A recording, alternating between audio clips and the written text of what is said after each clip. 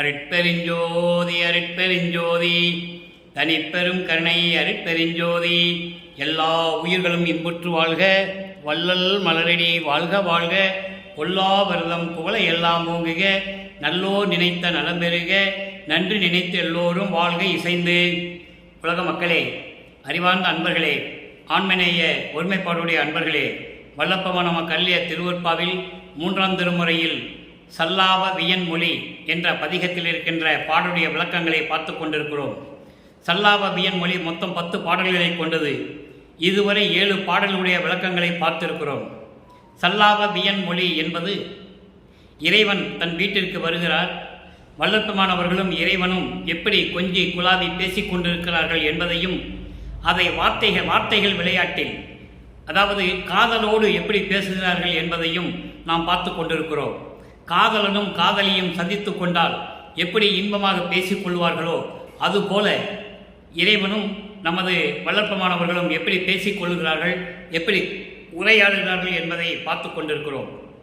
இதற்கு முன்னால் நாம் பார்த்த 3வது பதிகத்தில் இருக்கின்ற பாடலுடைய விளக்கங்களின் சுருக்கம்.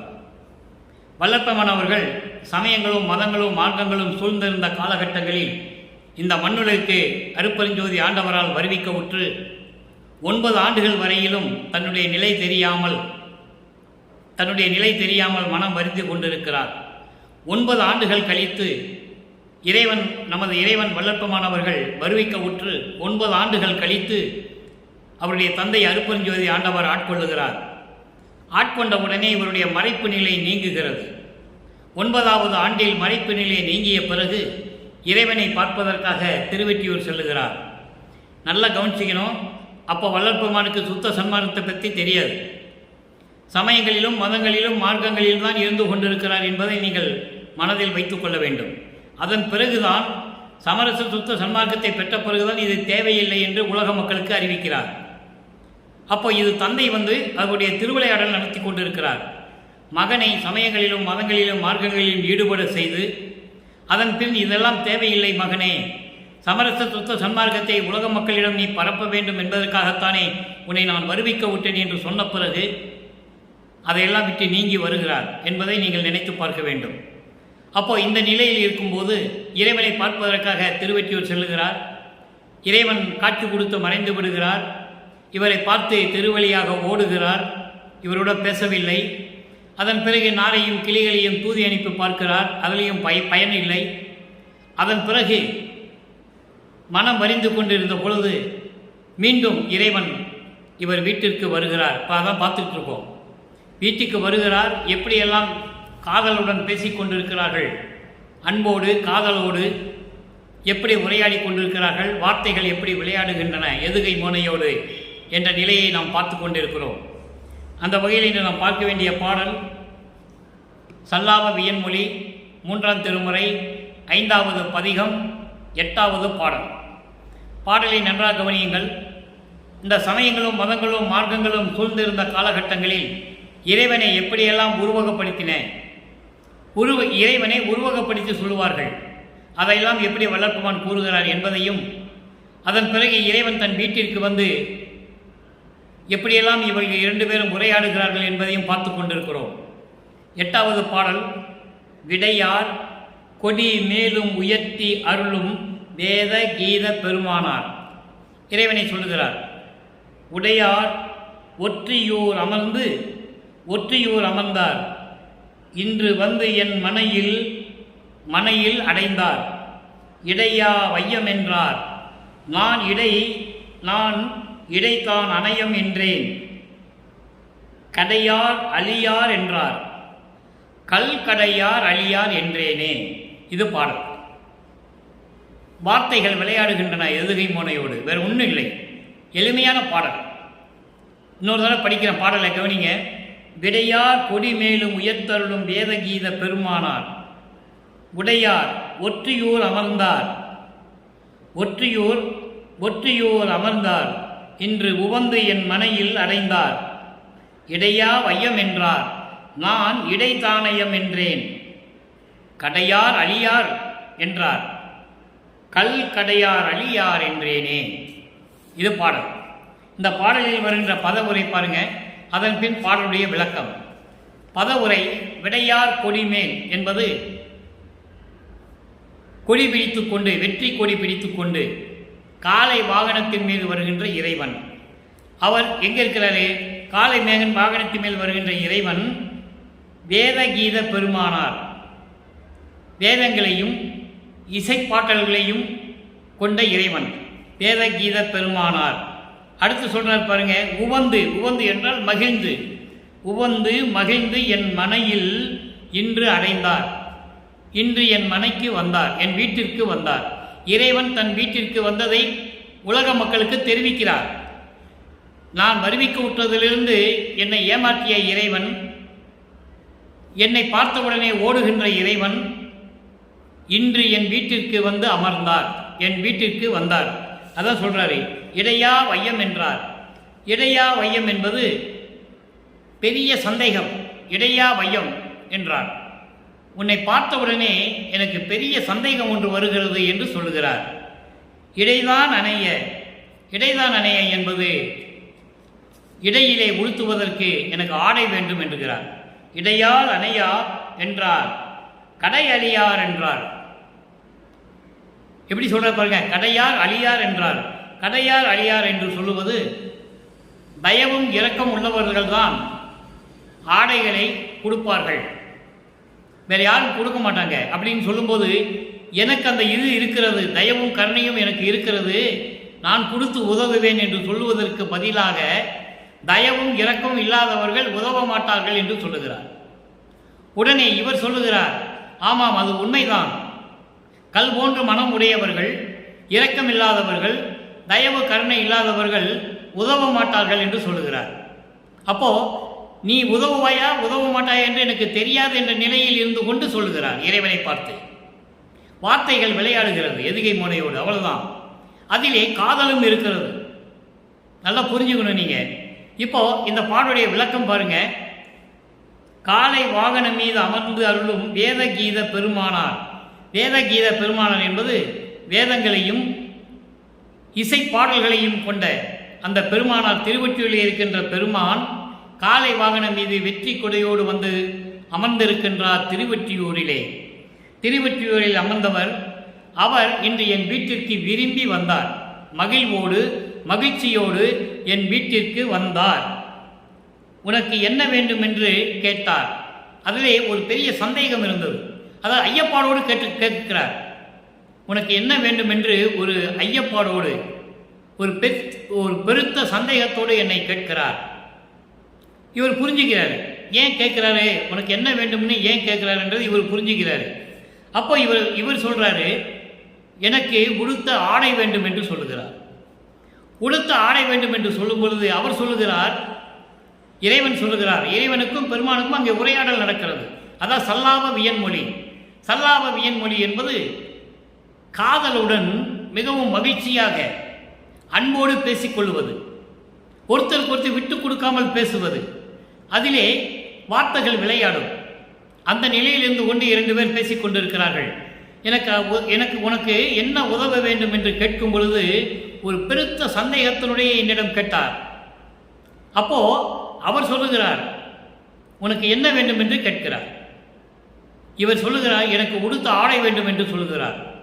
அப்போ உடுத்த ஆடை வேண்டும் என்று சொல்லும்போது அவர் சொல்லுகிறார், தயவு இல்லாதவர்களும் கருணை இல்லாதவர்களும் இதெல்லாம் கொடுத்து உதவ மாட்டார்கள் என்று சொல்லுகிறார். அப்போ இதெல்லாம் சொல்லும்போது எப்படின்னா, எனக்கு தயவும் கருணையும் இருக்கிறது, உனக்கு நான் கொடுத்து உதவுவேன் என்று சொல்லுவதற்கு பதிலாக, நல்லா புரிஞ்சுக்கணும் நீங்க, தயவு உள்ளவர்களும் கருணை இல்லாதவர்களும் இதெல்லாம் உதவ மாட்டாங்கன்னு சொல்லும்போது எனக்கு அது இருக்கிறது, அதனால் உனக்கு நான் கொடுத்து உதவுவேன் என்ற தோணியில் என்ற பொருளில் அவர் சொல்லுகிறார். உடனே இவர் சொல்லுகிறார், ஆமாம் நீங்கள் சொல்லுவது உண்மைதான். தயவும் கருணையும் இரக்க குணமும் இல்லாதவர்கள் கொடுத்து உதவ மாட்டார்கள், அவர்கள் மனம் கல் போன்று இருக்கும் என்று சொல்லுகிறார். இறுகிய மனத்தோடு இருக்கின்றவர்கள், இரக்கமில்லாதவர்கள், தயவில்லாதவர்கள் கண்டிப்பாக உதவ மாட்டார்கள் என்று நான் சொன்னேனே. அப்போ இறைவன் சொன்னதுக்கும் இவர் சொன்னதுக்கும் எவ்வளவு பொருத்தமாக இருக்கிறது நீங்கள் சிந்தித்து பார்க்க வேண்டும். இதுதான் சல்லாப வியன்மொழி என்று சொல்லுகிறார். காதலோடு காதலனும் காதலியும் காதலோடு எப்படி வார்த்தைகளிலே விளையாடி பேசி மகிழ்வார்கள் என்பதை இந்த பாடலிலே நமக்கு அருளி இருக்கிறார்கள். நம்மை எல்லாம் படைத்து காத்து கொண்டிருக்கின்ற அருட்பெருஞ்சோதி ஆண்டவராகிய வல்லற்பெருமான் அவர்கள் அவர் குழந்தை பருவத்திலே, அதாவது வாலிப பருவத்திலே, அதாவது தான் இந்த மண்ணுக்கு வருவிக்க உற்று 24 ஆண்டுகள் வரையிலும் இறைவனிடம் எந்த அருளையும் பெறாமல் எப்படியெல்லாம் இறைவனோடு இருந்தார், எப்படி சமயங்களையும் மதங்களையும் மார்க்கங்களையும் பின்பற்றி கொண்டிருந்தார் என்பதை 1ஆம் திருமுறையிலிருந்து 3ஆம் திருமுறை வரைக்கும் நமக்கு தெளிவாக அருளியிருக்கிறார்கள். அதை தான் பார்த்து கொண்டிருக்கிறோம். இதுதான் இந்த பாட்டுடைய பொருள். இதனால் உலக மக்களுக்கு நமது இறைவன் வல்லற்பெருமானவர்கள் என்ன தெரிவிக்கிறார் என்றால், உலக மக்களே, நான் என் மண்ணுக்கு வருவிக்க உற்று 9 ஆண்டுகள் வரையிலும் என்னுடைய நிலை தெரியாமல் நான் இருந்து கொண்டிருந்தேன். 9ஆவது ஆண்டில் இறைவனை ஆட்கொண்ட பிறகு இறைவனை பார்ப்பதற்காக நான் திருவொற்றியூரிலே சென்று கொண்டிருந்தேன். அப்போ தெருவிலே வீதியிலே நான் நின்று கொண்டிருக்கும் போது இறைவன் என்னை பார்க்காமல் திருப்பி ஓடுகிறார் தியாகராஜ பெருமான். அப்போ தியாகராஜ பெருமான் என்று சொல்லுவார். ஏன்னா சமயங்களும் மதங்களும் மார்க்கங்களும் இறைவனை அப்படிதான் சொல்லிக் கொண்டிருந்தன. சிவபெருமான் என்றும் தியாகராஜ பெருமான் என்றும் சொக்கநாதன் என்றும் நடராஜன் என்றும் இப்படி பல பெயர்களிலே அழைத்துக் கொண்டிருந்தார்கள். அதை தான் வல்லற்பெருமான் இங்கே குறிப்பிடுகிறார். அந்த காலகட்டத்தில் நாம் இப்படியெல்லாம் இருந்து கொண்டது உண்மைதான். அப்படி இருக்கும்போது ஒரு நாள் இறைவன் என் வீட்டிற்கு வந்தார். திருவொற்றியூரில் இருக்கின்ற இறைவன், காலை வாகனம் மீது வெற்றி கொடியோடு வந்து கொண்டிருக்கின்ற இறைவன், திருவொற்றியூரில் இருக்கின்ற இறைவன் என் வீட்டிற்கு வந்தார். என் வீட்டிற்கு வந்தவுடனே என்னை பார்த்து என்ன வேண்டும் என்று கேட்கும்போது அதில் ஒரு ஐயம், அதாவது பெரிதான ஒரு அச்சம் இருந்தது போல, சந்தேகம் இருந்தது போல எனக்கு தோன்றியது. அவரே கேட்கிறார், உன்னை பார்த்தவுடனே எனக்கு ஒரு ஐயம் தோன்றுகிறது என்று சொல்லுகிறார். உனக்கு என்ன வேண்டும் என்று கேட்டார். நான் உடுக்க ஆடை வேண்டும் என்று சொன்னேன். ஆடை வேண்டும் என்று சொன்ன உடனே அவர் சொல்லுகிறார், எல்லாருமே உதவ மாட்டார்கள், தயவும் கருணையும் இல்லாதவர்கள் உதவ மாட்டார்கள், எனக்கு அது உண்டு. இது மறைமுகமாக சொல்லுகிறது. தயவும் கருணை இல்லாதவர்கள் உதவ மாட்டார்கள் என்று சொல்லும் பொழுது எனக்கு தயவும் கருணையும் இரக்கமும் இருக்கிறது, நான் உனக்கு உதவுவேன் என்று சொல்லுகிறார். அப்போ இவர் அந்த வார்த்தைகளுக்கு பதில் வார்த்தை சொல்லுகிறார். ஆமாம், நீங்கள் சொல்லுவது உண்மைதான், தயவும் கருணையும் இல்லாதவர்கள் உதவ மாட்டார்கள் நான் சொன்னேனே என்று சொல்லி இந்த பாடலை நமக்கு அருளியிருக்கிறார்கள். இது சல்லாப வியன்மொழியிலே காதலனும் காதலியும் எப்படி பேசிக்கொள்வார்கள், எப்படி வார்த்தைகளால் விளையாடி மகிழ்ந்து கொண்டிருப்பார்கள் என்பதை உலக மக்களுக்கு தெரிவிப்பதற்காக இறைவனும் தியாகராஜ பெருமானும் இவரும் வீட்டுக்குள்ளே இருந்து கொண்டு எப்படியெல்லாம் பேசினார்கள் என்பதை இந்த பாடல் மூலம் உலக மக்களுக்கு தெரிவிக்கிறார். இதே நிலை மாறும்போது சமயங்களும் மதங்களும் மார்க்கங்களும் இல்லாத ஒரு சுத்த சன்மார்க்கத்தை பெற்ற பிறகு இறைவன் வடலூரிலே இருக்கின்ற இறைவன் என்று சொல்லுவார், அருட்பெருஞ்சோதி தான் கடவுள் என்று சொல்லுவார், அவரிடம் எப்படியெல்லாம் அருளை பெற்றுக்கொண்டேன் என்று சொல்லுவார்.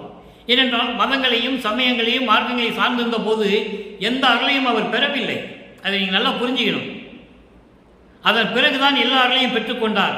அதனால தான் பேருபதேசத்திலே சொல்லுகிறார், சன்மார்க்க கொடி கட்டி பேருபதேசம் செய்யும் போது நான் சமயங்களையும் மதங்களையும் மார்க்கங்களையும் விட்டு வந்த பிறகுதான் இந்த ஏறான இளைமிசை எனக்கு கிடைத்தது, தயவு கருணை என்ற நிலை எனக்கு கிடைத்தது என்று சொல்லுவார். அதை தான் இந்த பாடலிலே இந்த 5வது பதிகத்தில் இன்று நான் பார்த்த பாடத்திலே சொல்லுகிறார். இந்த நிலை மாறும்போது எப்படி இறைவனை வேண்டி இறைவனிடம் எப்படியெல்லாம் அருளை பெற்றுக்கொண்டார் என்பதை இப்போ நாம் பார்க்க போகிறோம். நன்றாக கவனியுங்கள். இதுதான் சுத்த சன்மார்க்க விளக்கம்.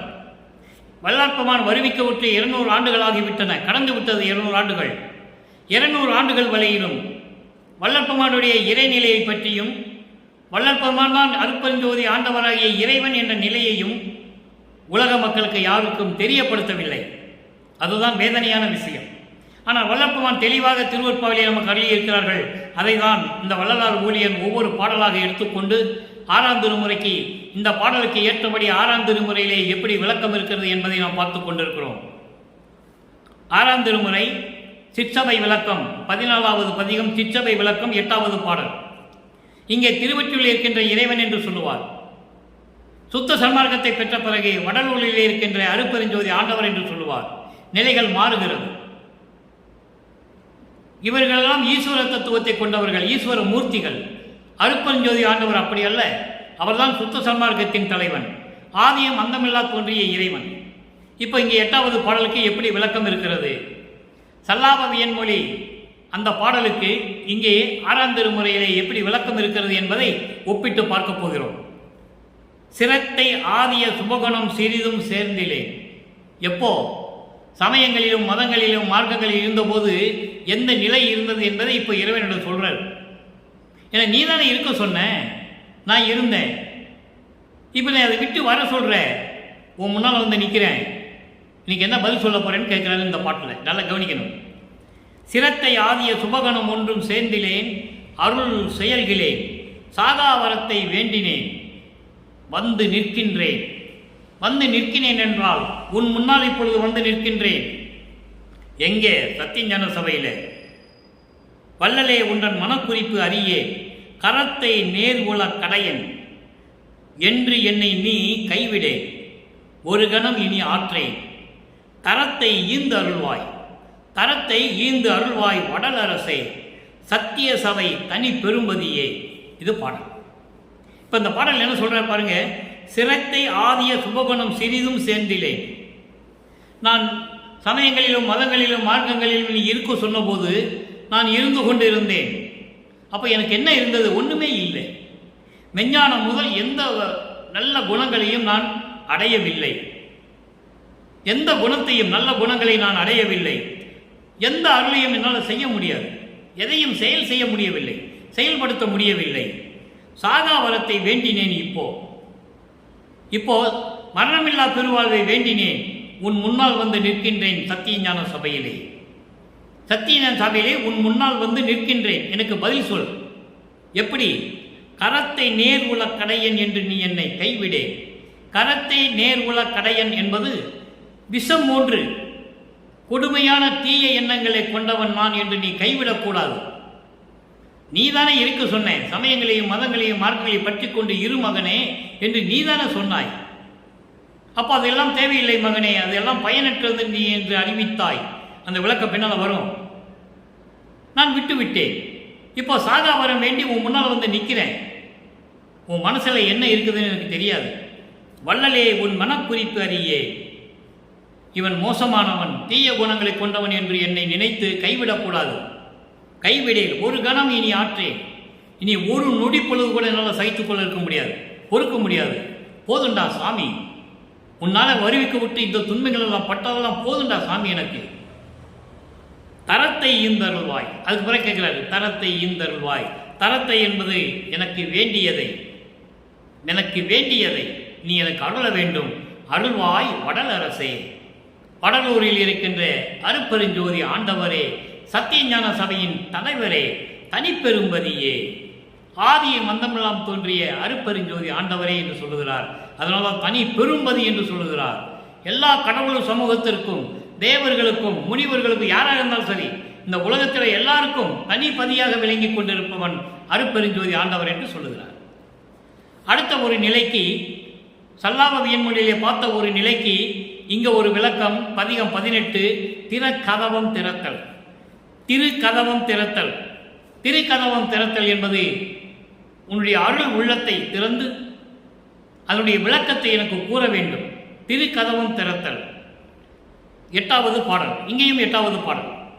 அங்கே இருக்கின்ற 8வது பாடலுக்கு இங்கே ஒரு விளக்கம் இருக்கிறது பாருங்க. வேத நெறி. அங்கே வேத கீத பெருமான் சொல்லுவார்ல.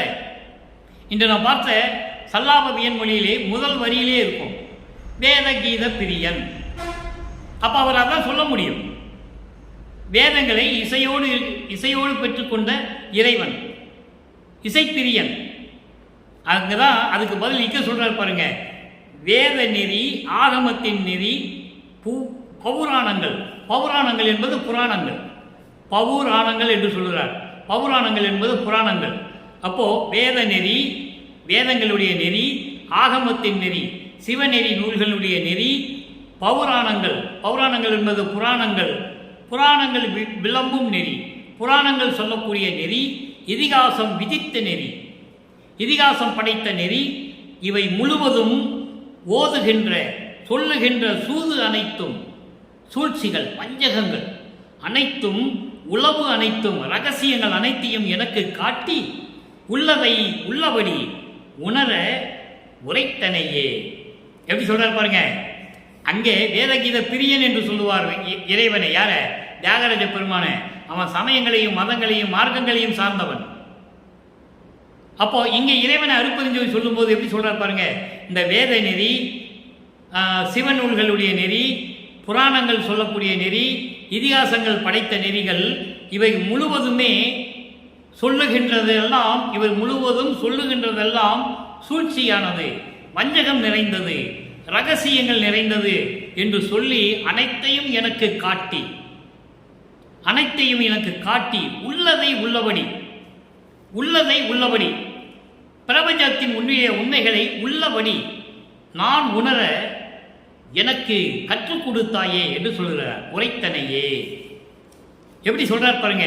அப்போ உரைத்தனை என்று சொல்லி முடிக்கிறார். அதன் பிறகு வர்ற வரி பாருங்க. ஏதமர உணர்ந்தனன், நீ எனக்கு உணர்த்தினாய், நான் உணர்ந்து கொண்டேன். ஏதமர உணர்ந்தனன், எந்த குறையும் இல்லாமல் முழுவதுமாக நான் உணர்ந்து கொண்டேன். இனிமேல் வீண் பொழுது கழிப்பதற்கு ஓர் எல்லளவும் எண்ணம் இல்லை. இனிமேல் நான் வீண் பொழுதே போக மாட்டேன். ஒரு அளவு கூட எனக்கு விருப்பம் கிடையாது, எண்ணம் கிடையாது. காரணம், நீ சுத்த சன்மார்க்கத்தை எனக்கு காட்டிவிட்டாய். சமயங்களையும் மதங்களையும் மார்க்கங்களையும் கடந்து வந்து விட்டேன். எனக்கு எந்த விதமான பயமும் இல்லை. நீ சொன்னபடி எல்லா ரகசியங்களையும் எல்லா வஞ்சக சூழ்ச்சிகளையும் நீ சொன்னபடி நான் அறிந்து கொண்டேன், எந்த குறையில்லாமல். இனிமேல் எனக்கு எந்த விதமான தடையும் இல்லை. எல்லளவும் நான் இனி வீண் பொழுது போக்க மாட்டேன். தீது அறவை அனைத்தும் வல்ல சித்தாடல் புரிவாய்.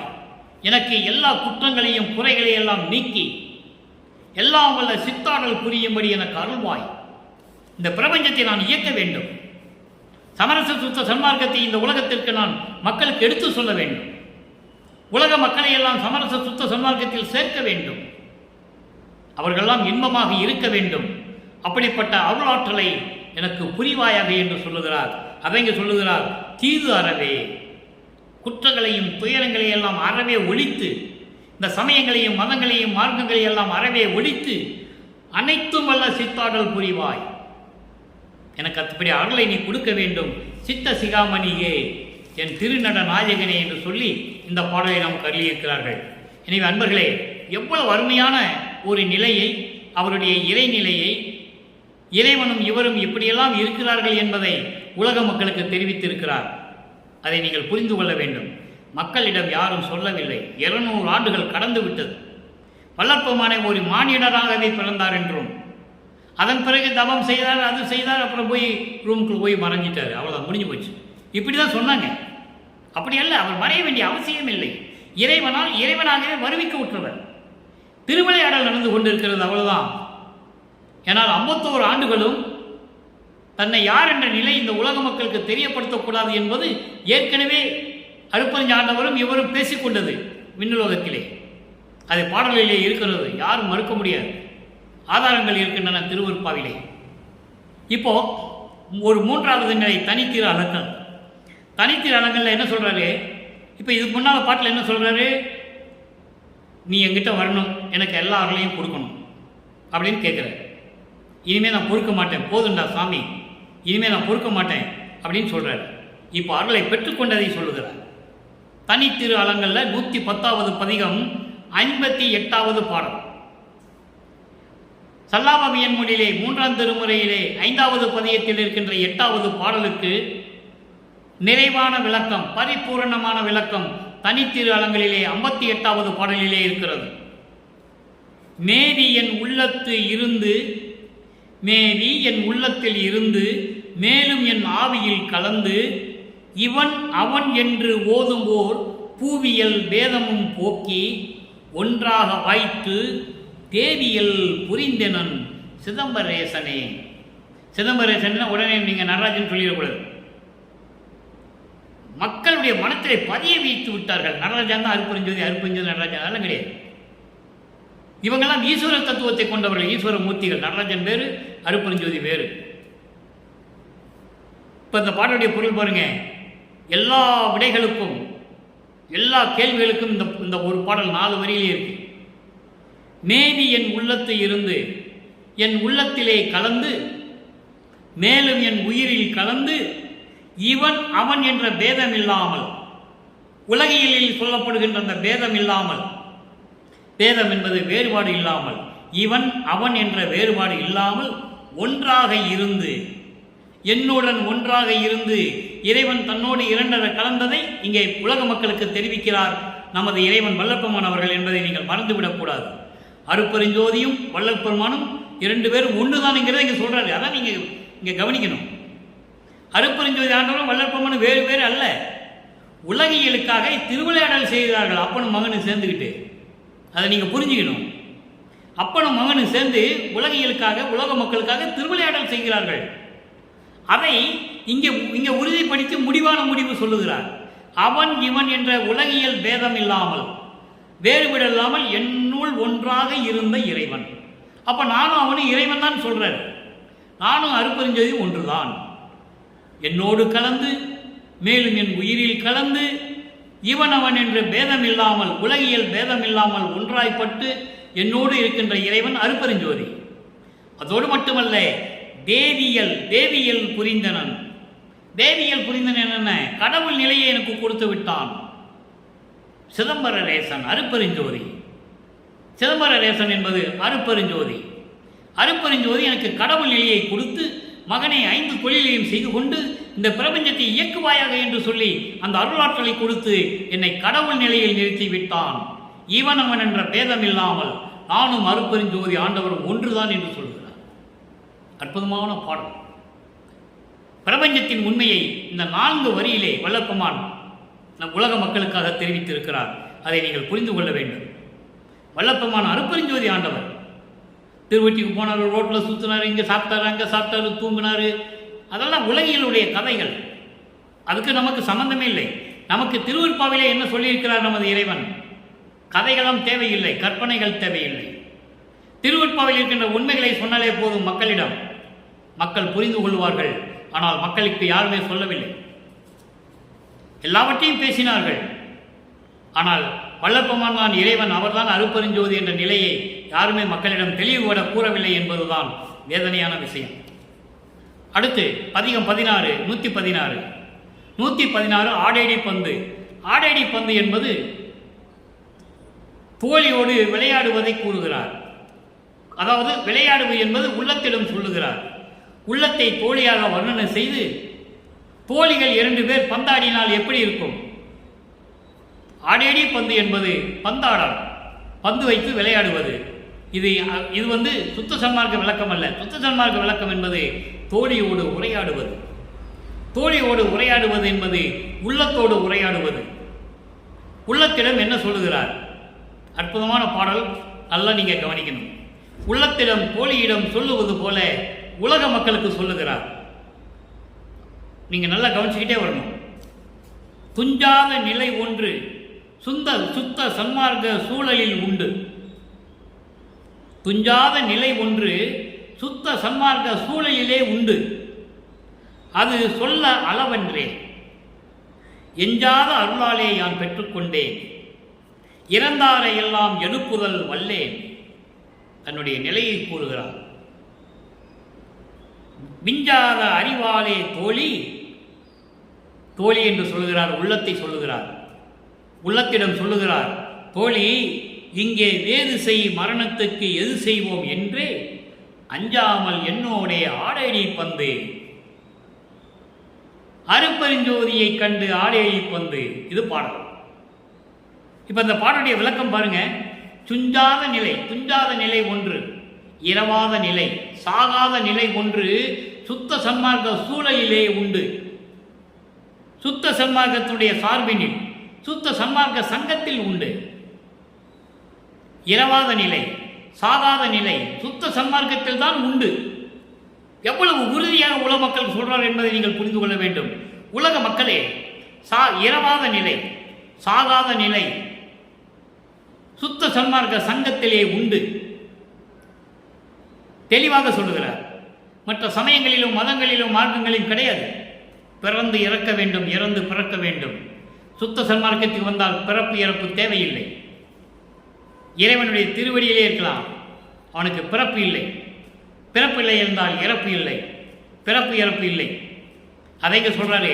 துஞ்சாத நிலை ஒன்று சுத்த சன்மார்க்க சூழலிலே உண்டு, சுத்த சன்மார்க்க சங்கத்திலே உண்டு. அது சொல்ல அளவற்றே. அதையெல்லாம் சொல்ல முடியாது, அதெல்லாம் சொல்ல முடியாது, சொல்வதற்கு அரிதானது. அந்த நிலை சுத்த சன்மார்க்கத்தில் உண்டு. எஞ்சாத அருளாலே யான் பெற்றுக்கொண்டேன். இறைவனுடைய குறைவில்லாத அருளால் நான் பெற்றுக்கொண்டேன். அப்போ உலக மக்களுக்கு என்ன சொல்றாரு? உலக மக்களே, சுத்த சன்மார்க்கத்தில் சாகாத நிலை ஒன்று உண்டு. அதெல்லாம் சொல்வதற்கு அளவற்றது, அரியது. இறைவனுடைய அருளால், குறைவில்லாத அருளால் நான் பெற்றுக்கொண்டேன். அதுபோல் நீங்களும் பெற்றுக்கொள்ளலாம். அதான் ஞானசரியில கூப்பிடுறாரு. உலகிலே மரணமில்லா பெருவாழ்வில் வாழ்ந்திடலாம் கண்டீர். பொய்ப்புரையேன் புனைந்தரையேன், சத்தியமே சொல்லுகின்றேன். பொச்சபையில் சிற்றபையில் புகுந்தருணம் இதுவே. அற்புதமாக இருக்கும். ஞானசரியில் முதல் பாடலிலே உண்டு. நினைந்து நினைந்து உணர்ந்து உணர்ந்து நெகிழ்ந்து நெகிழ்ந்து அன்பு நிறைந்து நிறைந்து ஊற்றலும் கண்ணீர் அதனால் உடம்பு நனைந்து நனைந்து அருளமுதே நன்னிதியே ஞான நடத்தரசே என் உரிமை நாயகனே என்று வணைந்து வணைந்து ஏத்துதனாம் வம்பின் கூப்பிடுறாரு. வம்பின்னா வாருங்கள் உலக மக்களே, எப்படி இறைவனை நாம் விட முடியும்? வாருங்கள், உலகில் மரணமில்லா பெருவாழ்வில் வாழ்ந்திடலாம் கண்டீர். அப்ப அங்க சுத்த சன்மார்க்கம் இருக்கிறது. ஞானசரியை என்பது மரணமில்லா பெருவாழ்வு. 28 பாடல்கள் அற்புதமாக இருக்கும். அதை தான் இங்க கூறுகிறார். துஞ்சாத நிலை ஒன்று சுத்த சன்மார்க்க சூழலிலே உண்டு, சுத்த சன்மார்க்க சங்கத்திலே உண்டு. அதெல்லாம் சொல்லுவதற்கு அரிது, அளவே கிடையாது, கணக்கில் அடங்காது, சொல்ல முடியாது. எஞ்சாத அருளால் யான் பெற்றுக்கொண்டேன். இறைவனுடைய குறைவில்லாத அருளால் நான் பெற்றுக்கொண்டேன், நீங்களும் பெற்றுக்கொள்ளலாம், வாருங்கள் என்று கூப்பிடுகிறார். இறந்தவரையெல்லாம் எழுப்புதல் வல்லேன்.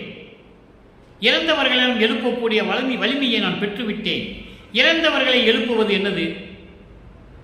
இறந்தவர்களை எழுப்புவது என்றால், ஏற்கனவே இந்த பிரபஞ்சத்தில் சமரச சுத்த சன்மார்க்கத்தை தெரியாதவர்களும் இறந்து விட்டார்கள். அவர்களை எழுப்பணும்.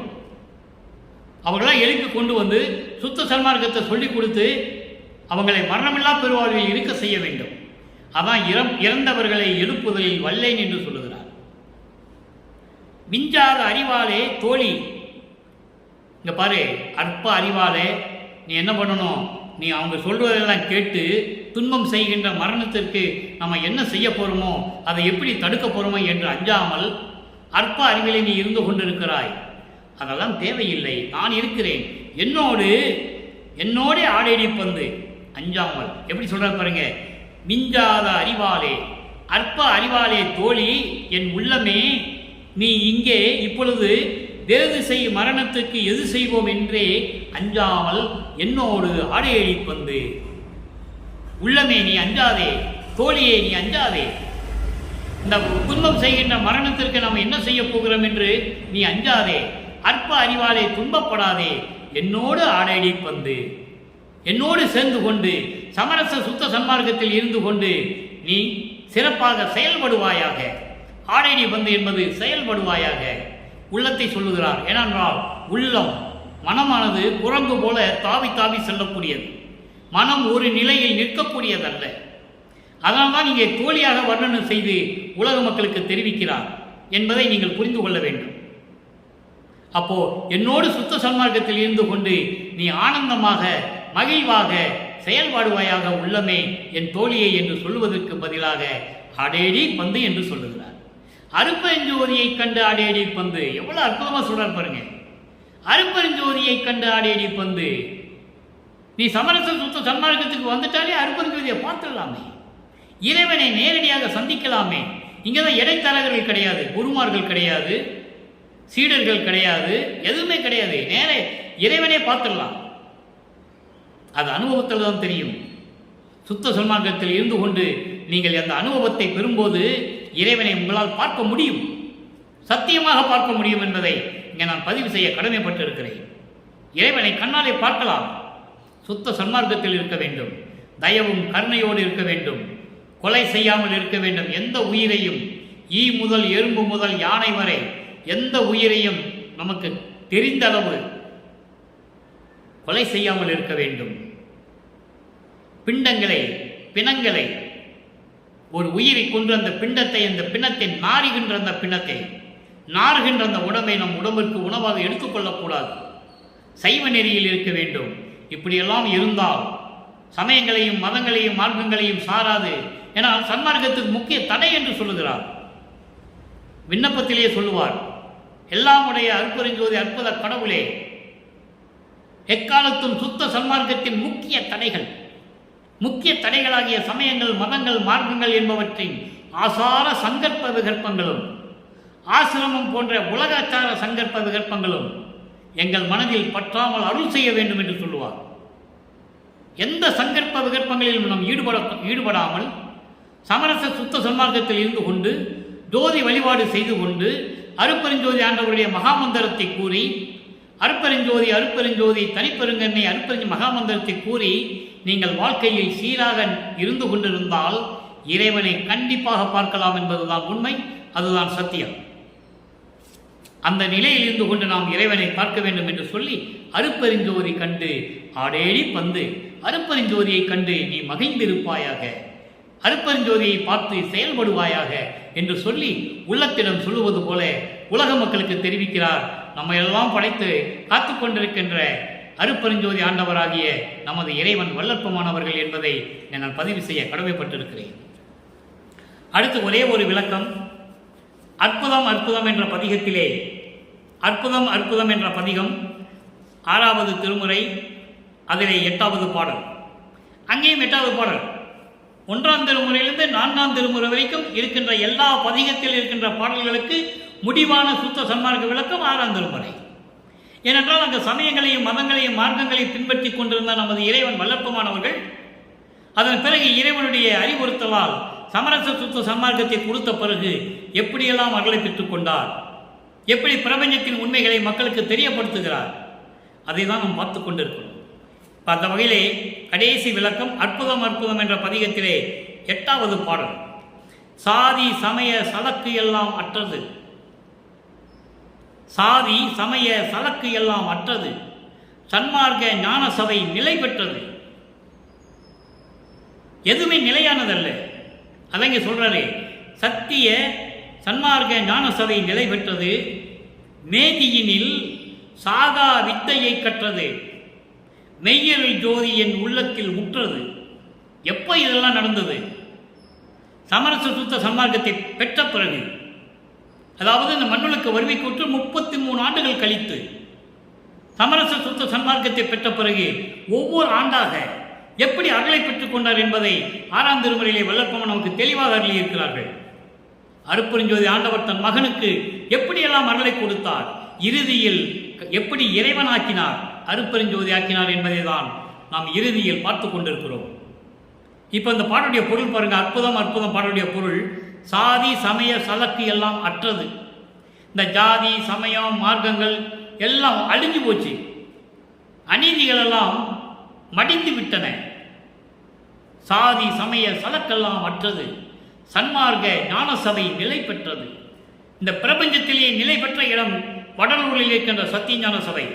உலகத்தில் இருக்கின்ற எது வேணாலும் அழியலாம், ஆனால் வடலூரில் இருக்கின்ற சத்தியஞான சபை நிலையானது, அழிவில்லாதது.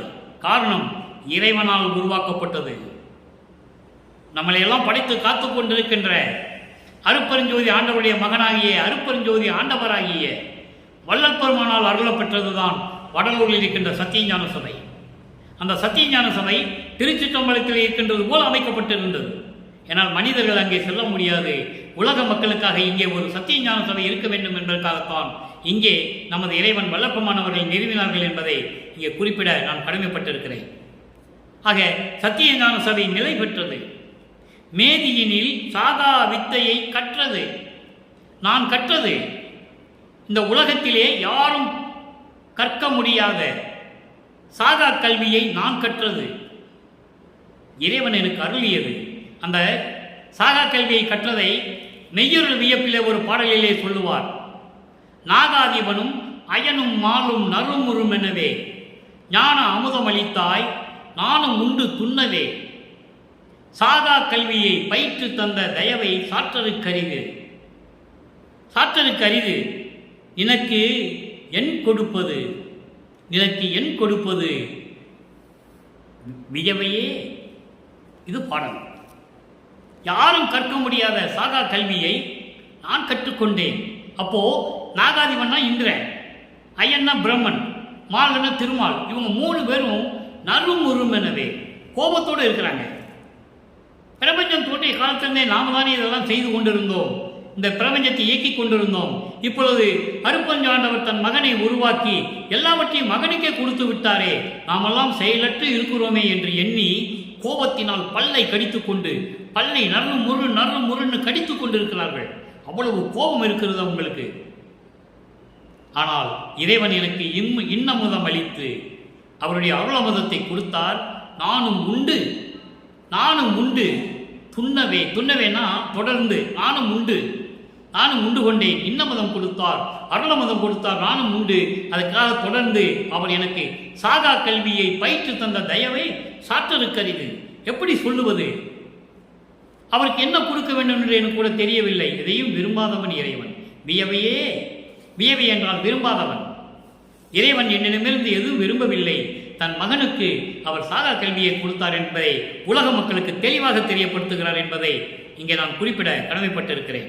எனவே சாகா கல்வியை கற்றது, அந்தங்களை கடந்தது, தத்துவங்களை கடந்தது, ஏமசித்தியை பெற்றது, இதெல்லாம் முடித்துக்கொண்டு கடவுள் நிலை அறிந்த அம்மையமானது நமது இறைவன் வல்லற்பமானவர்களே என்பதை கூறி இந்த பாடலுக்கு பொருளை நிறைவு செய்கிறேன்.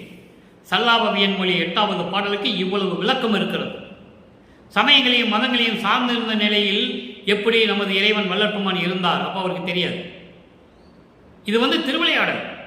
அருட்பெருஞ்சாண்டவரும் மகனும் திருவிளையாடல் செய்கிறார்கள் உலக மக்களுக்காக. அதை நல்லா புரிஞ்சுக்கணும். ஏன்னா சாதிய மதம் சமயம் உலக மக்களுக்கு தேவையில்லைன்னு சொல்லணும். அப்படி சொல்லணும்னா இவர் அங்கே இருந்து தான் வரணும். அதான் கட்டாயம், காலத்தின் கட்டாயம்.